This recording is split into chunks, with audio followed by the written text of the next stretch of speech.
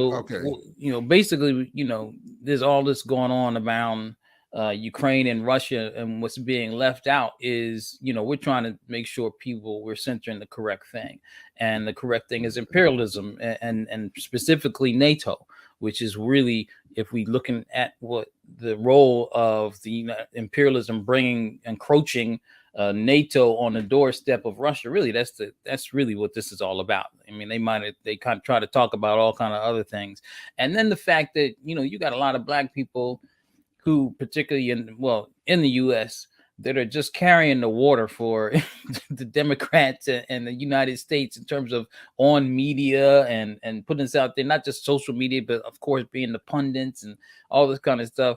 And so what we're trying to do in terms of putting out information and doing, media spots, and also engaging the contested zone of social media, at least we're trying to make it contested, more of a contested zone, is centered that show that, we have a primary enemy, and it's capitalism and imperialism, and specifically through the AU, the US, EU, NATO axis of domination. And so when we have that type of enemy, and that type of enemy is doing something anywhere, we never want to be on the side of that. We don't never want to, start parroting the talking points of the media, the propaganda that it's putting out. We, in fact, it's interesting because some people, we might even, because we even see some of this with people that supposed to be left leaning, will concede to the fact that black people are at war. Like, we at war, and it can be kind of sloganeering to an extent. So if we're at war, I mean, let's take it, if we really are at war, then that means we got to fight back by any means necessary. And when you're at war and your enemy, somebody else starts engaging your enemy, then what's your position? Is your position to start criticizing whoever's engaging your enemy and start looking at whatever they're doing? I don't, fuck that. That's, that's a potential ally in the destruction of imperialism. And so, I'm speaking for myself. I guess I should say that, but I think probably a lot of people in BAB hold the same sentiments. But to me, we have to be clear that we are at war.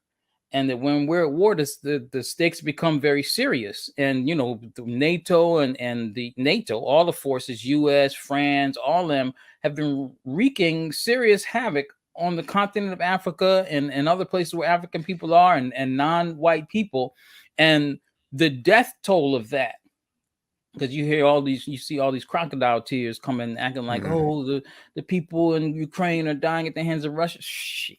I mean, we ain't, man, everybody, man, even my beloved world football and all of its silly coverage this weekend was doing the same thing. They were so they've been doing the whole, we're taking a knee because of George Floyd for the last year or two, whatever, year and a half, and then they added this week wearing blue and yellow, or wearing blue and doing something to reflect the colors of Ukraine, and the commentators and the crowd were carrying the flags of Ukraine, and I'm like here we go. And I'm like, anyway, so it was just, and they were, and FIFA, I think, banned Russian, or sanctioned the Russian Football Federation. So I mean, it's something to that effect. So I mean, that's it. And no discussion, obviously no discussion, no context, because it's sports. So you just already, it's just supplementing already accepted narratives, right? Those aren't the spaces for discussion or challenge. So when you turn on a sports event, you're just getting the full wave of the propaganda. So that's clearly what they're saying. It's like, and everybody, like you said, all the crocodile, like everybody's, oh, the Ukrainians, oh. And of course, obviously, nobody wants people getting hurt, just in general. Right. But damn, I mean, it is just I don't know. It's wild to just see how it works. Yeah, manufactured sympathy for real. Yeah. And yeah, no, go ahead. I didn't. Yeah. No, I was just going Mhm. to say, it's just interesting how we do want to acknowledge that this, it's the working class folks that suffer in wars all the Of time, course. so the most, and so we'd never belittling that. That's not really the point.